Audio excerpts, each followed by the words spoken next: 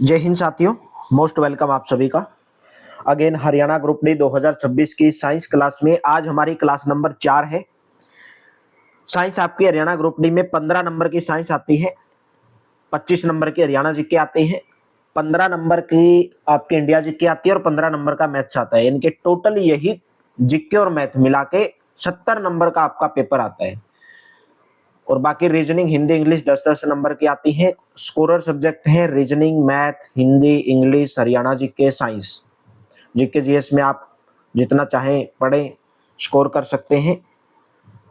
तो आज हमारी क्लास नंबर 4 है और हमारी क्लासेज का जो टाइम है, सुबह हरियाणा जीके, साथ में हरियाणा करंट अफेयर सुबह 7 बजे, जीके जीएस सुबह 11 बजे, साइंस 2 बजे और मैथ्स की डेली रात को 9 बजे लाइव क्लास रहती है।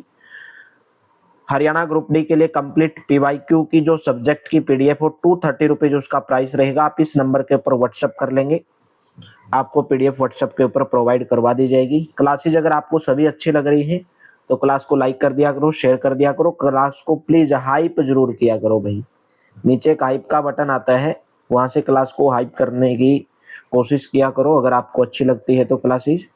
बाकी आप हमारे टेलीग्राम चैनल को, व्हाट्सएप को, इंस्टाग्राम को भी ज्वाइन कर लीजिए।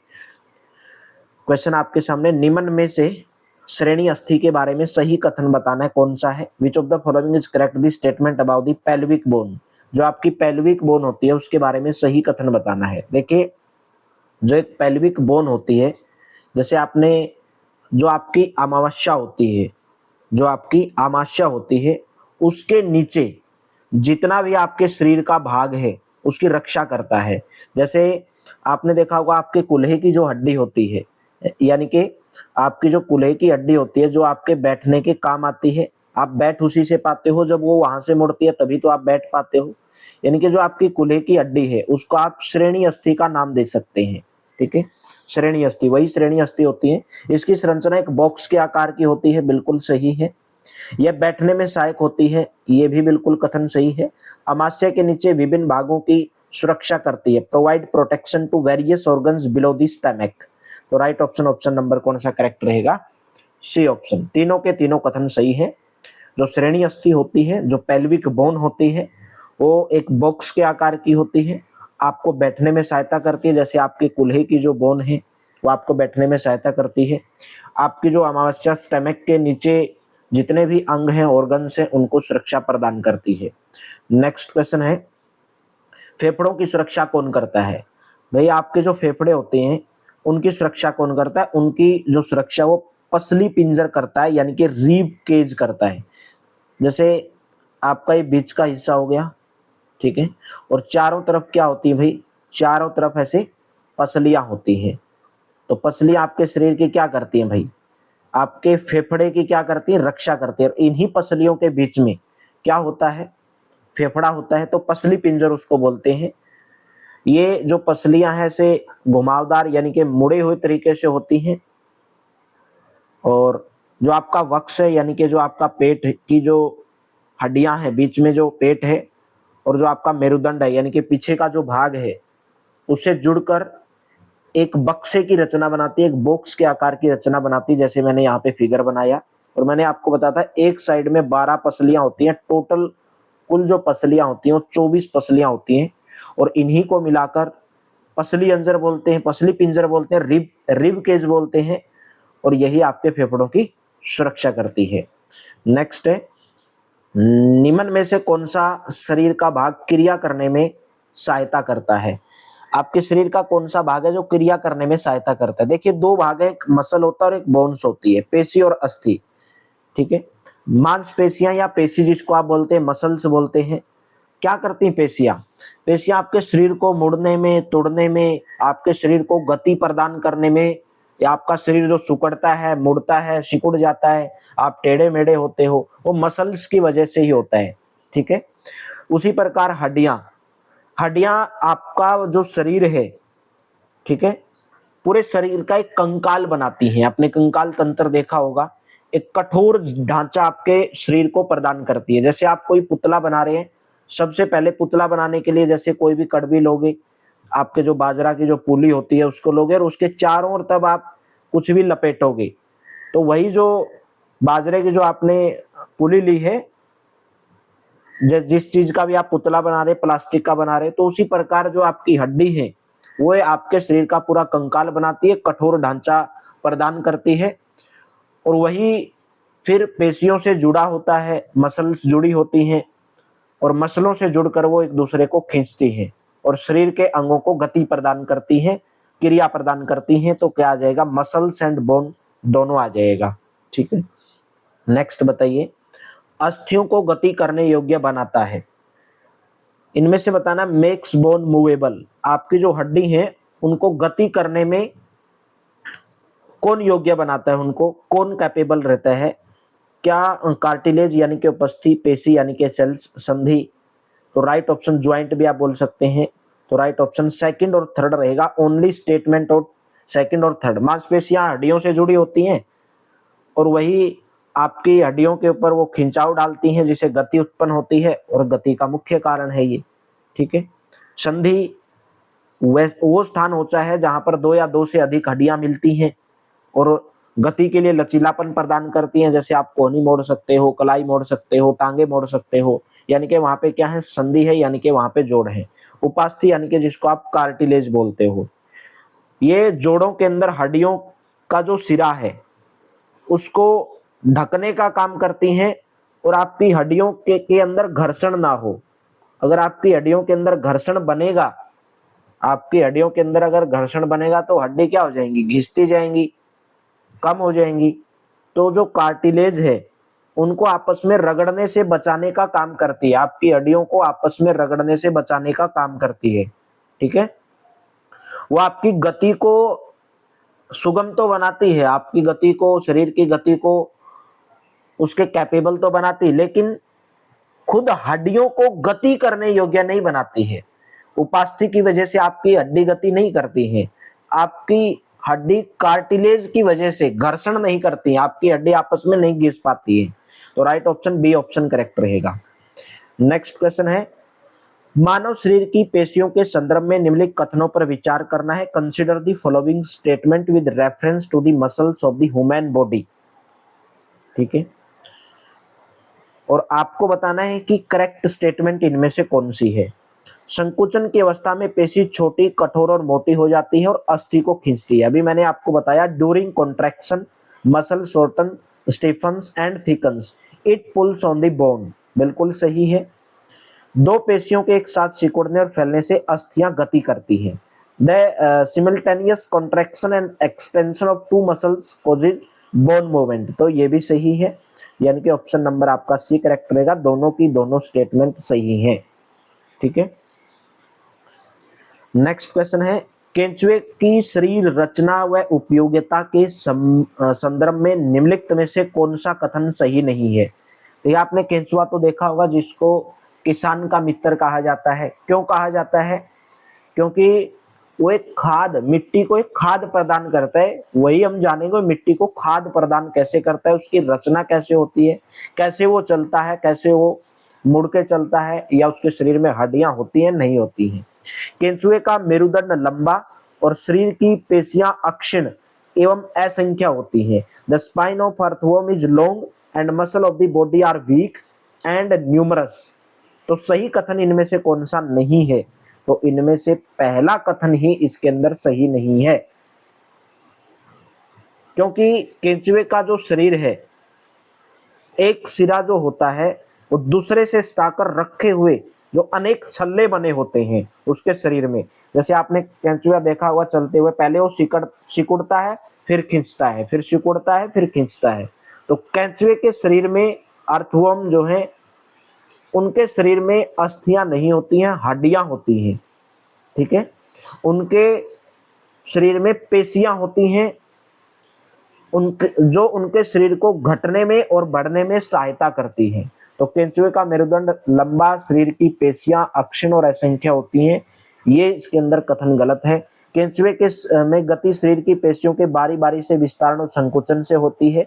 शरीर की आधी सतह पर शंकु शुक केंचुए को भूमि पर एकड़ बनाने में सहायक है। केंचुए मिट्टी को उपजाऊ बनाने में सहायक होते हैं। बाकी सभी कथन सही है। केंचुआ चलने के दौरान अपने शरीर का जो पीछे का भाग है उसको भूमि के अंदर जकड़ लेता है और आगे का जो भाग है उसको फैला देता है। पहले चलने के लिए केंचुआ क्या करता है, पीछे के भाग को जमीन के अंदर गाड़ता है और आगे के भाग को फैलाता है। इसके बाद आगे से फिर भूमि को पकड़ता है और फिर पीछे से चलता है, यानी कि वही प्रक्रिया बार बार दोहराता रहता है। एक बार आगे वाली मुंडी जमीन के अंदर धसाएगा और पीछे से चलेगा, फिर पीछे वाली मुंडी धसाएगा, फिर आगे से चलेगा, यानी कि यही प्रक्रिया इसी गति से वो आगे बढ़ता रहता है और बार बार दोहराते हुए मिट्टी की ओर आगे बढ़ता रहता है। उसके शरीर में चिकने पदार्थ होते हैं जो उनको चलने में सहायता करते हैं, ठीक है। और इनके शरीर पर छोटे छोटे सुक सुक यानी कि बाल जैसी छोटी छोटी आकृतियां होती हैं, और यही जो सुक हैं ये पेशियों से जुड़े होते हैं। और ये जो सुक होते हैं उसको क्या करते हैं, मिट्टी में उसकी उसकी जो पकड़ है उसको तेज बनाते हैं, ठीक है, उसकी पकड़ को तेज बनाते हैं, यानी कि एक्रेज ऑन द सेल, उसकी जो पकड़ है मिट्टी के अंदर तेज बनाते हैं।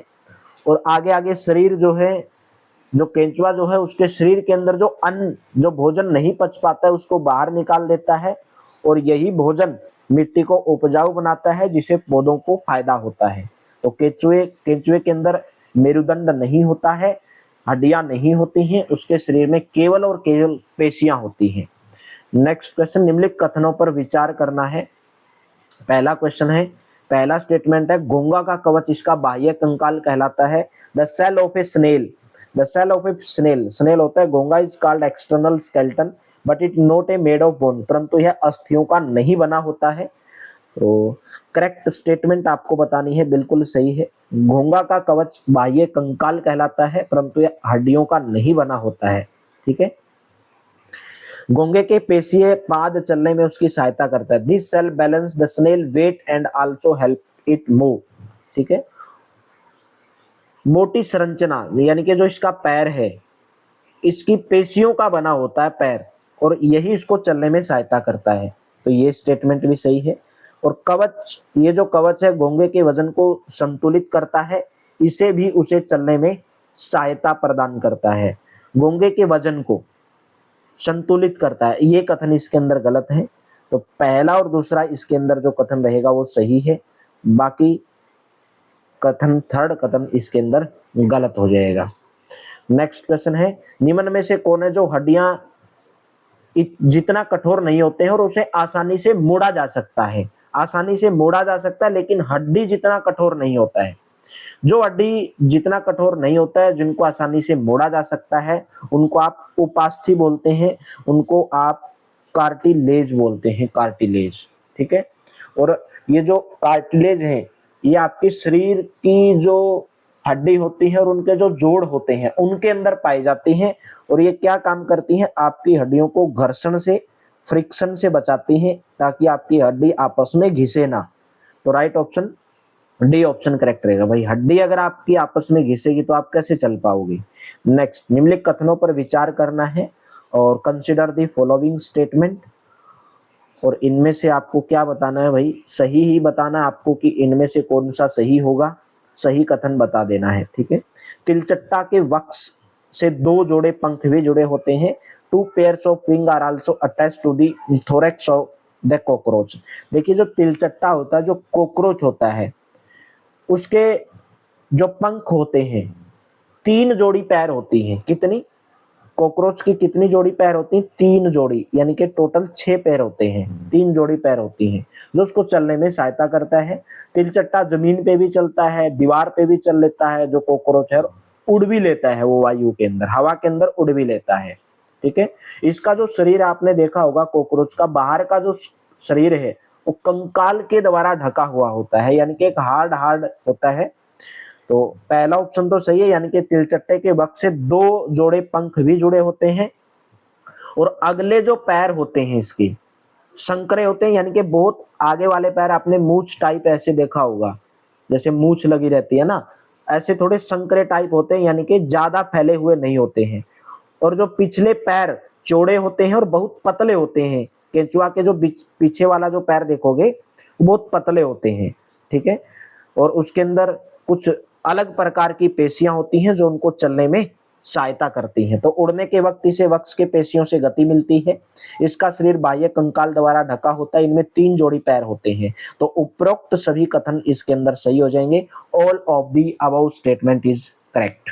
नेक्स्ट क्वेश्चन, निम्नलिखित कथनों पर विचार करना है। कंसीडर दी फॉलोइंग और आंसर आपको देना है। पक्षी की जो अस्थियां हैं, पक्षी की जो अस्थियां हैं वो हल्की होती हैं या कमजोर होती है? ठीक है, करेक्ट स्टेटमेंट आपको बताना है। करेक्ट स्टेटमेंट, पहली बात तो पक्षी की जो हड्डियां वो हल्की नहीं होती है और ना ही कमजोर होती हैं। पक्षी हवा के अंदर उड़ लेते हैं, भूमि पर भी चल लेते हैं। कुछ पक्षी हैं जैसे बत्तख यानी कि डक हो गए, हंस हो गए, वो पानी यानी कि जल के अंदर तैरते भी हैं, इसलिए पक्षी उड़ भी पाते हैं और चल भी पाते हैं और तैर भी पाते हैं। ठीक है, और उनकी जो हड्डियां होती हैं उसी के अंदर कुछ वायु प्रकोष्ठ होते हैं, जो उनकी जो हड्डियां होती हैं हल्की होती हैं लेकिन मजबूत होती हैं। हल्की जरूर होती हैं लेकिन मजबूत होती है। और यहाँ पे क्या बोला गया है? कमजोर होती है, कमजोर नहीं होती। ठीक है, और पैरों की हड्डी जो होती है उनको चलने में, बैठने में उनकी सहायता करती हैं। और जो आगे की जो हड्डियां हैं, पक्षी की जो आगे की हड्डियां होती हैं वो पक्षी के पंख बनाती हैं, पक्षी के पंख बनाती हैं।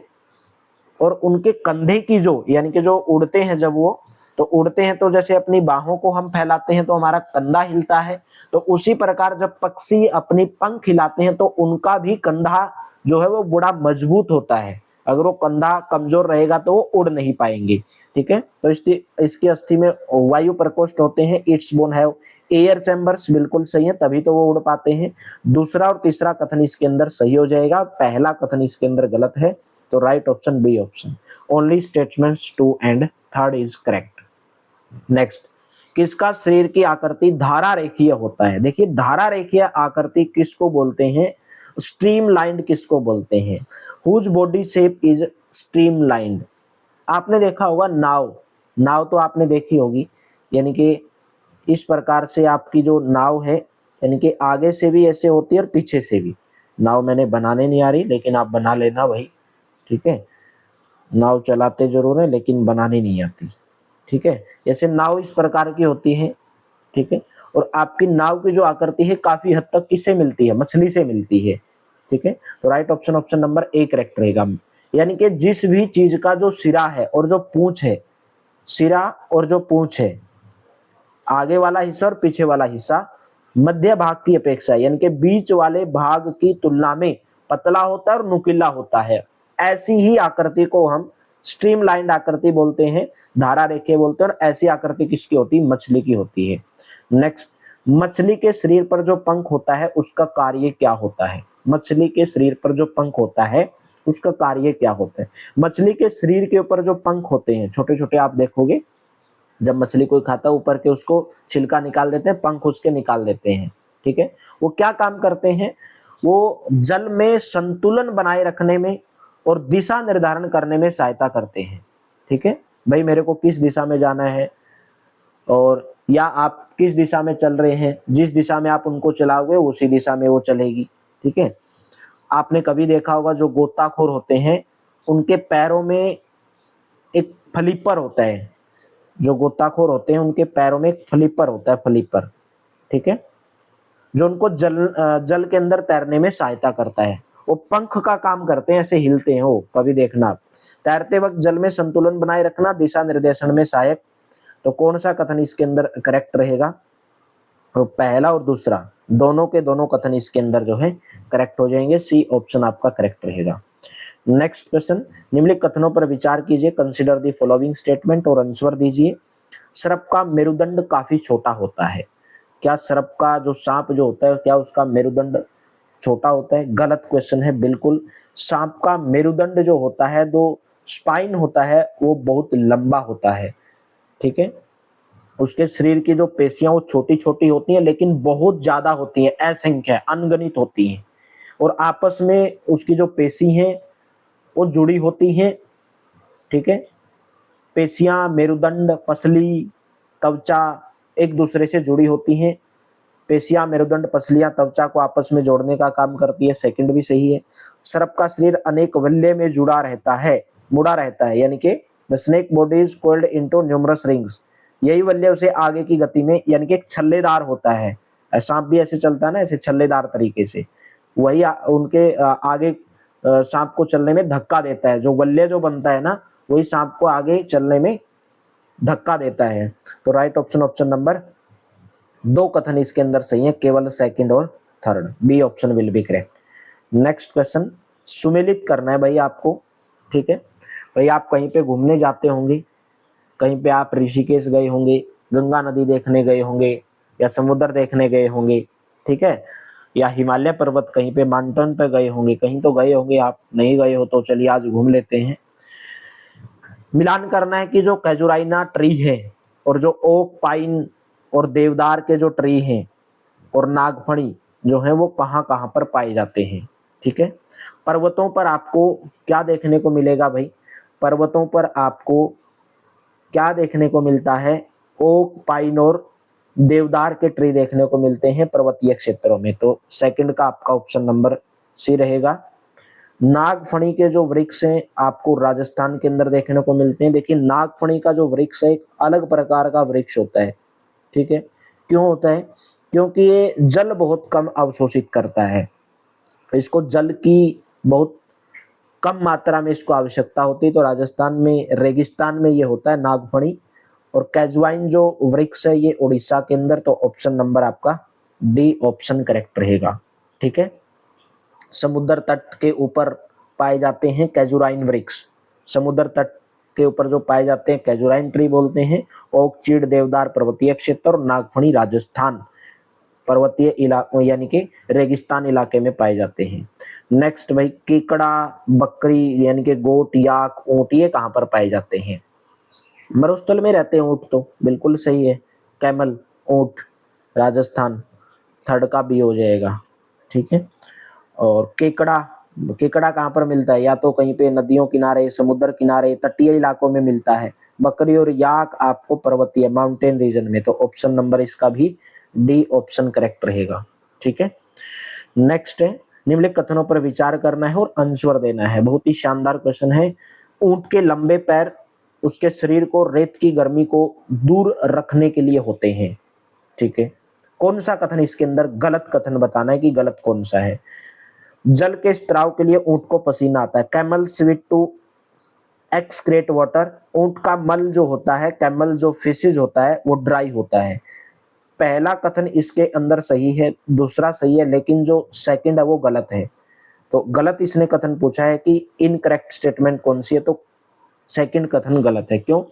ऊंट के पैर लंबे भी होते हैं, और जो ऊंट के पैर लंबे होते हैं तो उसका जो शरीर है रेत की गर्मी से दूर रहता है।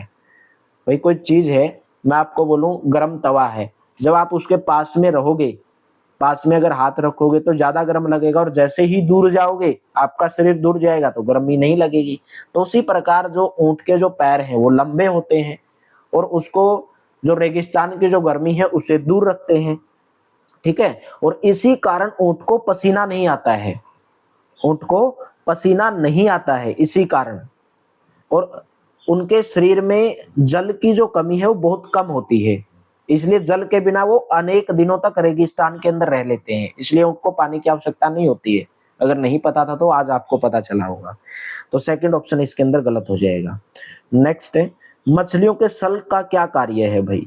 मछलियों का जो सल्क होता है, स्केल जो होता है, फिश स्केल्स का कार्य पूछा गया है, उनका कार्य क्या है? To provide protection to its body, इसके शरीर को सुरक्षा प्रदान करता है। जल में उन्हें सुगम गति प्रदान करता है। To provide them with smooth movement in water, ये भी सही, ये भी सही। दिशा निर्धारण करने में सहायक होना, ये कथन इसके अंदर गलत हो जाएगा।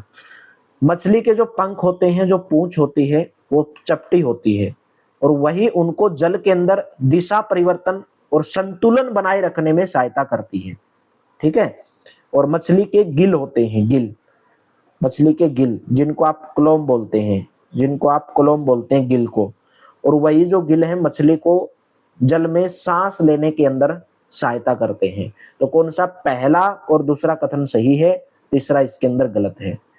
तो जो दिशा निर्धारण करने में तो कौन सहायता करता है, साथ ही उन्हें जल में सुगम गति करने में भी सहायक होते हैं, लेकिन मछली के जो पंख होती हैं और पूंछ जो होती है वो चपटी होती है और उन्हें जल के अंदर दिशा परिवर्तन और संतुलन बनाए रखने में सहायता करता है। थर्ड ऑप्शन इसके अंदर जो है गलत रहेगा। तो आप कौन सा लगाओगे? पहला ऑप्शन, यानी कि पहला और दूसरा सही है इसके अंदर। चलिए नेक्स्ट है, जिन विशिष्ट संरचनाओं और स्वभाव की स्थिति किसी पौधे अथवा जंतु को उसके परिवेश में रहने के लिए योग्य बनाती है, उनको क्या कहा जाता है? उनको कहा जाता है एडेप्टेशन। भाई अनुकूल, अनुकूल, अनुकूलन ऑप्शन नंबर डी करेक्ट रहेगा। The presence of special structure और characteristics that enable a plant और animal to live in its environment is called. देखा, आपने देखा होगा बहुत सारे पौधे पानी के अंदर रहते हैं और हरे भरे रहते हैं, और कुछ पौधे ऐसे हैं जब आप उनको पानी के अंदर रखोगे तो सूख जाएंगे, मुरझा जाएंगे, उनकी पत्तियां गिर जाएंगी। ठीक है, तो पानी वाले जो पौधे हैं वो ऐसा क्यों हो रहे? क्योंकि उनके अंदर वो गुण है पानी के अंदर रहने का, उनके अंदर उनकी जो प्रॉपर्टी है, उनकी जो कैरेक्टरिस्टिक है वो ऐसी ही है कि वो पानी के लिए ही बने हैं। उसी प्रकार कुछ जंतु हैं जो पानी के अंदर रहते हैं और कुछ हैं मनुष्य, मनुष्य थोड़ी पानी के अंदर रह पाएगा। तो उसी चीज को, जो उनको चीज ये योग्य बनाती है, उसी को अडेप्टेशन यानी कि अपने आप को ढाल लेना, अनुकूलन बोलते हैं। D option will be correct. Next, स्थलीय आवास का उदाहरण इनमें से कौन सा नहीं है? भाई स्थलीय आवास क्या होता है? स्थल यानी कि जमीन, जमीन पर पाए जाने वाले पौधे और जंतु, जमीन पर जो रहते हैं पौधे और जंतु, उन्हीं के आवास को क्या बोलते हैं? स्थलीय आवास बोलते हैं, जमीन के ऊपर जो रहते हैं। तो इनमें से बताना उदाहरण नहीं है। वन, घास के मैदान, मरुस्थल, तटीय एवं पर्वतीय क्षेत्र और दलदल। तो इनमें से कोई नहीं। देखो, सबसे पहले स्थलीय आवास का उदाहरण इनमें से कौन सा नहीं है? वही दलदल नहीं है, ऑप्शन नंबर सी। क्योंकि दलदल तो भाई स्थल पे थोड़ी होती है, दलदल तो पानी के अंदर होती है। ठीक है, तो वन हो गए, घास के मैदान हो गए, मरुस्थल हो गए, तटीय पर्वतीय क्षेत्र हो गए, ये किसके ऊपर होते हैं? स्थलीय आवास। यहाँ पर जंतु रहते हैं, पौधे रहते हैं, लेकिन दलदल के अंदर नहीं रहते हैं। दलदल के अंदर पौधा उग ही नहीं पाएगा, कैसे उगेगा दलदल के अंदर? ठीक है, और ना ही कोई जीव टिक पाएगा, तो दलदल आ जाएगा। आवासीय स्थानीय स्थलीय स्थल नहीं है, जमीन के ऊपर नहीं है। जलीय आवास का उदाहरण इनमें से कौन सा नहीं है? जलाशय दलदल जलीय का है, झील नदियां ये भी है, समुद्र भी है, लेकिन तटीय क्षेत्र नहीं है। तटीय क्षेत्र तो स्थलीय आवास का उदाहरण है। तटीय क्षेत्र, घास के मैदान, मरुस्थल, पर्वतीय क्षेत्र। चलिए नेक्स्ट है, जैव घटक के उदाहरण कौन से? भाई जैव घटक किसको बोलते हैं? यानी कि जिसको आप बायोटिक कंपोनेंट्स, बायोटिक कंपोनेंट्स, मिट्टी, पौधा, जंतु, बी और सी दोनों। पहली बात तो बायोटिक कंपोनेंट्स किसको बोलते हैं? जिन भी पौधों का, जंतुओं का जो घर होता है, किसी आवास में पाए जाने वाले सभी जीव, किसी आवास में यानी कि रहने के स्थान, जहां पर रहने का स्थान है वहां पर जितने भी जीव पाए जाते हैं, पौधे हो, जंतु हो, उसको क्या होते हैं? वो उसके जैव घटक होते हैं, उसके जैव घटक होते हैं। जैसे चट्टान, मिट्टी, वायु, जल, ये सब क्या है? एक निर्जीव वस्तुएं हैं, निर्जीव वस्तुएं हैं, ये अजैव घटक हैं, ये अजैव घटक हैं। तो ऑप्शन नंबर आपका कौन सा करेक्ट रहेगा? डी, बी और सी। मिट्टी हो गई और चट्टान, वायु, जल, ये सब निर्जीव वस्तुएं हैं, तो इसलिए अजैव घटक। आप बोल सकते हैं जैव घटक वो होते हैं जो सजीव होते हैं। ठीक है, तो डी ऑप्शन करेक्ट रहेगा। निम्नलिखित कथनों पर विचार करना है और आंसर देना है। भाई आंसर क्या देना है? Which of the above is not an example of biotic components. भाई बायोटिक कंपोनेंट्स का इनमें से कौन सा एग्जाम्पल नहीं है? चट्टान, मिट्टी और पौधा। ठीक है, चट्टान, मिट्टी और पौधा, भाई ये बायोटिक कंपोनेंट्स यानी कि जैव घटक नहीं है, ये अजैव घटक है, निर्जीव। चट्टान तो नहीं है, मिट्टी भी नहीं है, और पौधा, पौधा जो है जैव घटक के अंदर आता है, बायोटिक के अंदर आता है, लेकिन चट्टान और मिट्टी नहीं आता है। तो पहला गलत हो जाएगा। वही हमें बताना, नोट एन एग्जाम्पल ऑफ, इनमें से कौन सा एग्जाम्पल नहीं है? जलवायु और सूर्य के प्रकाश, क्या ये एक बायोटिक कंपोनेंट्स है? नहीं, ये भी एक अजैव यानी कि नॉन बायोटिक कंपोनेंट्स हैं, निर्जीव वस्तुएं हैं। तो न तो एक और न ही दो, इनमें से कौन सा भी एग्जाम्पल नहीं है बायोटिक कंपोनेंट्स का। तो जैव घटक और अजैव घटक में आप समझ गए होंगे क्या होते हैं बायोटिक और नॉन बायोटिक कंपोनेंट्स। नेक्स्ट है, मृस्थलीय पौधे में सूल किसका परिवर्तन है? भाई सूल, देखिए यहाँ पे आपने मरुस्थल के अंदर कुछ पौधे देखे होंगे, ठीक है। और मरुस्थल के अंदर जो पौधे होते हैं वो वाष्पोत्सर्जन के द्वारा यानी कि इवेपोरेशन के द्वारा जल की बहुत कम मात्रा निष्कासित करते हैं, जल की बहुत कम मात्रा को बाहर निकालते हैं। मरुस्थलीय जो पौधे होते हैं उनकी जो पत्तियां होती हैं, या तो उनके अंदर पत्तियां होती नहीं है, जैसे आपने राजस्थान के अंदर देखा होगा, ठीक है। कुछ पेड़ आपको ऐसे ही मिलेंगे, केवल टहनी मिलेंगी, उनको पत्तियां मिलेंगी ही नहीं। अगर पत्तियां होंगी भी तो बहुत छोटी छोटी मिलेंगी आपको, ठीक है। और कुछ पौधों के अंदर, मरुस्थलीय पौधों के अंदर जो पत्तियां हैं वो कांटों का रूप ले लेती हैं, जिसको आप सूल बोलते हैं, जिसको आप थोर्न बोलते हैं, ठीक है। सूल का, कांटों का रूप ले लेती हैं, और इसे पत्तियों से जो वाष्पोत्सर्जन होने वाला है उसके अंदर जल की कमी आती है, क्योंकि पत्तियां ही क्या करती हैं, पौधे को भोजन, पौधे के लिए भोजन बनाती हैं, प्रकाश संश्लेषण प्रक्रिया करती हैं। लेकिन जब पत्तियां ही नहीं होंगी, जब वही पत्तियां सूल का रूप ले लेंगी तो उनके अंदर पानी की कमी रहेगी, वो सूखे सूखे आपको नजर आएंगे। तो राइट ऑप्शन कौन सा रहेगा, डी ऑप्शन। मरुस्थलीय पौधे में सूल किसका परिवर्तन है, पत्ती का, यानी कि पत्ती जो है सूल के अंदर परिवर्तित हो जाती है। नागफणी के पौधे में प्रकाश संश्लेषण निम्नलिखित में से किस भाग के अंदर होता है। मैंने आपको बताया नागफणी, नागफणी का जो पौधा है ज्यादातर रेगिस्तान के अंदर पाया जाता है, ठीक है।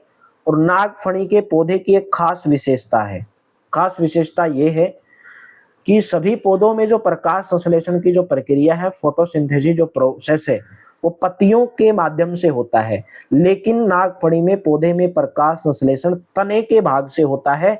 ऑप्शन नंबर आपका कौन सा करेक्ट रहेगा, बी ऑप्शन करेक्ट रहेगा, ठीक है। इसका जो तना है एक बहुत मोटी परत से ढका हुआ रहता है, और इसी से पौधे को जल संरक्षण के अंदर सहायता मिलती है। और इन पौधों की जो जड़ें हैं, नागफणी के पौधों की जो जड़ें हैं, मिट्टी में बहुत ज्यादा गहराई तक चली जाती हैं। क्यों, पानी को खोजने के लिए, क्योंकि रेगिस्तान में ऊपर पानी मिलता नहीं है जल्दी, तो उसकी जो जड़ें बहुत गहरी होती हैं ताकि पौधे को क्या मिल पाए, पानी मिल पाए। नेक्स्ट है, मरुस्थलीय पौधे के बारे में सही विकल्प का चयन करना है। सही विकल्प इनमें से कौन सा है। इन पौधों में प्रकाश संश्लेषण सामान्यतः तने के अंदर होता है। मरुस्थलीय पौधे वाष्पोत्सर्जन के द्वारा जल की बहुत कम मात्रा निष्कासित करते हैं। मैंने आपको बताया या तो उनके अंदर पत्तियां या तो होती नहीं है, या बहुत छोटी होती हैं, या सूलों का या कांटों का वो रूप ले लेती हैं, ठीक है। तो नागफणी में पत्ती जैसी संरचना को आप देखते होंगे। नागफणी का जो पौधा होता है वो वास्तव में उसका एक तना होता है, ठीक है। और इन पौधों में प्रकाश संश्लेषण सामान्यतः तने के अंदर होता है, तने के अंदर होता है। तना एक मोटी मोमी परत से ढका होता है, पत्ती एक मोटी मोमी परत से ढका होता है। ये तो गलत हो जाएगा, तना आएगा इसके अंदर। अधिकतर मरुस्थलीय पौधों की जड़ें जल अवशोषण के लिए मिट्टी में बहुत गहराई तक चली जाती हैं। ये भी सही है, ये भी सही है, और ये भी सही है। तो यहाँ पे बताना था सही विकल्प कौन सा नहीं है, सही विकल्प इनमें से कौन सा नहीं है। ये वाला सही नहीं है भाई, सी ऑप्शन। यहाँ पे लगाओगे आप, choose the correct incorrect option, incorrect option regarding desert plant, ठीक है। तो सी ऑप्शन इसके अंदर गलत रहेगा। किस प्रकार की अक्षेत्र की पेड़ की विशेषता है, ये किस प्रकार की अक्षेत्र की पेड़ की विशेषता है। ये शंक्वाकार भी होते हैं, इनकी जो शाखाएं हैं वो तिरछी होती हैं, ओब्लिक होती हैं ब्रांचेज, और इनकी पत्तियां सुई के आकार की होती हैं। तो ऐसे जो पौधे हैं वो पूछा गया कि किस क्षेत्र में पाए जाते हैं, किस क्षेत्र में पाए जाते हैं। सबसे पहली बात तो जो पौधे शंक्वाकार होते हैं और इनकी जो शाखाएं हैं वो तिरछी होती हैं, इनकी पत्तियां सुई के आकार की होती हैं, वो आपको पर्वतीय इलाकों में पाए जाते हैं जहां पर ज्यादा हवा तेज चलती है, बहुत ठंडे इलाके होते हैं, ठीक है, बहुत बहुत जगह पर बर्फ भी पड़ती है, वहां पर आपको ये पाए जाते हैं। तो आप क्या बोलोगे, पर्वतीय यानी कि माउंटेनस क्षेत्र के अंदर ये पाए जाते हैं। आप अगर कहीं पे पर्वत पर कभी घूमने गए हो, हिमाचल वगैरह वगैरह कहीं पे गए हो, तो शंक्वाकार पौधे मिलेंगे, शाखाएं बहुत तिरछी टेढ़ी मेढ़ी मिलेंगी, वृक्ष की पत्तियां सुई के आकार की होती हैं। तो राइट ऑप्शन कौन सा रहेगा, सी ऑप्शन करेक्ट रहेगा। नेक्स्ट, शिकार करने के लिए शेर में क्या विशेषताएं होती हैं भाई, शिकार करने के लिए शेर के अंदर क्या विशेषताएं होती हैं। पैर के नखर यानी कि जो नाखून होते हैं लंबे होते हैं, उसका मटमैला रंग होता है, चेहरे के सामने की आंखें होती हैं। बिल्कुल सही है डी ऑप्शन। देखिए उनकी शेर की जो आंखें होती है ना चेहरे के सामने होती हैं बिल्कुल। ठीक है, शेर के अगले पैर के जो नाखून है बहुत लंबे होते हैं। ठीक है, और जिसे वो क्या करता है अपने पैरों की उंगलियों को अंदर खींचकर छिपा सकता है, ऐसी भी उसके अंदर एक क्वालिटी होती है। उसका मटमैला हल्का भूरा रंग होता है जो शिकार के दौरान उसको घास के जो सूखे मैदान है उसके अंदर छिपाए रखता है। तो डी ऑप्शन करेक्ट रहेगा। निम्नलिखित में से असत्य कथन की पहचान करनी है, गलत कथन आपको बताना है कि गलत कौन सा है। बहुत से समुद्री जीव का शरीर धारा रेखीय होता है। धारा रेखीय मैंने आपको बताया था कि जिसका ऊपरी जो भाग है और नीचे वाला जो भाग और मध्य वाले भाग से नुकीला होता है, जैसे मछली का होता है। ये सही है। ज्यादातर जो समुद्र में आपको जीव मिलेंगे उनका आकार ऐसा ही मिलेगा। मछली का शरीर धारा रेखीय होता है, ये भी सही है। The body of a fish is streamlined यानी कि ऊपर और नीचे से नुकीला, बीच वाले भाग से नुकीला मिलेगा यानी कि पतला मिलेगा। डॉल्फिन गिल के द्वारा सांस लेती है, ये क्वेश्चन यहाँ पे ऑप्शन गलत हो जाएगा। डॉल्फिन जो है और जो हवेल है, जो बड़ी बड़ी मछलियां हैं व्हेल और डॉल्फिन, ये गिल के द्वारा सांस नहीं लेती हैं। ठीक है, इनको गिल होते ही नहीं है। इनके शरीर के ऊपर एक नासा द्वार होता है, नासा द्वार, और वही नासा द्वार वो पानी के ऊपर रखती हैं अपने मुंह को और सांस लेती रहती हैं। ठीक है, और उन्हीं छिद्रों के द्वारा, नासा द्वार के द्वारा ही वो सांस लेती हैं, चाहे वो ऊपर रहे चाहे वो नीचे रहे। इसलिए जो डॉल्फिन और जो व्हेल है आपको बहुत कम दिखाई देती हैं। छोटी छोटी मछलियां आपको दिखाई देती हैं, वो पानी के ऊपर आ जाती हैं क्योंकि वो गिल के माध्यम से सांस लेती हैं। ज्यादा टाइम तक वो पानी के अंदर नहीं रह पाती, रह लेती है लेकिन वो एक बार ऊपर तो आती हैं फिर भी सांस लेने के लिए थोड़ा बहुत। लेकिन जो डॉल्फिन और व्हेल है उनको ऊपर आने की जरूरत ही नहीं है क्योंकि उनके नासा द्वार होता है, छिद्र होता है, उसी के माध्यम से वो सांस लेती हैं और नीचे आराम से पानी में पड़े रहती हैं और पानी में लंबे समय तक श्वास लिए रह सकते हैं। ठीक है, और कभी कभी अगर वो समुद्र से बाहर आती हैं और वो जो उनके नासा द्वार जो छिद्र है उनको बाहर निकालती हैं और स्वच्छ जो हवा है अपने अंदर भर लेती है। स्क्विड और ऑक्टोपस का शरीर आमतौर पर धारा रेखीय नहीं होता, ये भी सही है। तो इसमें से कौन सा कथन पूछा गया इनकरेक्ट है, तो सी ऑप्शन इसके अंदर गलत है, बाकी कथन इसके अंदर सभी के सभी सही है। नेक्स्ट है, निम्न में से कौन सा जलीय जीव जल में लंबे समय तक बिना श्वास लिए रह सकता है? अभी मैंने आपको बताया डॉल्फिन, ऑप्शन नंबर सी। क्यों? क्योंकि डॉल्फिन के सिर पर एक नासाद्वार होता है और उसी छिद्र, उसके अंदर एक छिद्र होता है, होल होता है, और वो जल में लंबे समय तक बिना श्वास लिए रह सकता है। और कभी कभी जब जल से बाहर आती हैं तो उन्हीं छिद्रों के माध्यम से जो फ्रेश एयर है उसको अपने अंदर भर लेती है। नेक्स्ट, निम्न में से कौन सा जलीय जीव के सिर पर स्थित नासाद्वार अथवा वात छिद्रों द्वारा सांस लेते हैं? अभी मैंने आपको बताया वो है डॉल्फिन। डॉल्फिन, ठीक है, डॉल्फिन और व्हेल, हेल लिखा है यहाँ पे, वैसे हवेल लिखना था। ठीक है, तो सी डी ऑप्शन लगाओगे आप भाई, बी और सी दोनों। डॉल्फिन और हवेल, इनके अंदर गिल नहीं होते, इनके शरीर पर नासाद्वार होता है, छिद्र होते हैं, उसी के माध्यम से ये सांस लेते हैं। ठीक है, तो डॉल्फिन और व्हेल लगाओगे, डी ऑप्शन लगाओगे, D option will be correct. Next question, जलीय पौधों के निम्न में से कौन सा गुण होता है? Which of the following is a characteristics of aquatic plants? यानी कि जो जल के अंदर उगने वाले पौधे हैं उनका गुण बताना है। तना लंबा, खोखला, हल्का होता है, जड़ें आकार में छोटी होती हैं, तना जल की सतह तक वृद्धि करता है, या उपरोक्त सभी? आंसर आपको इसका होमवर्क के रूप में कमेंट बॉक्स में देना है। क्लास अच्छी लगी हो तो मेरे दोस्तों सेशन को लाइक कर दो, सेशन को शेयर कर दो और सभी क्लासेज को टाइम से ज्वाइन किया करो। डेली आपको साइंस की क्लास दोपहर को 2 बजे देखने को मिलती है। बाकी क्लासेज का टाइम आपको यहाँ पे नजर आ रहा है स्क्रीन के ऊपर। और complete PDF Haryana group D PYQ की ऑल सब्जेक्ट की PDF with Haryana current affairs आप इस नंबर के ऊपर व्हाट्सएप करके प्राप्त कर सकते हैं। Thank you, have a nice day. मिलते हैं कल की क्लास में।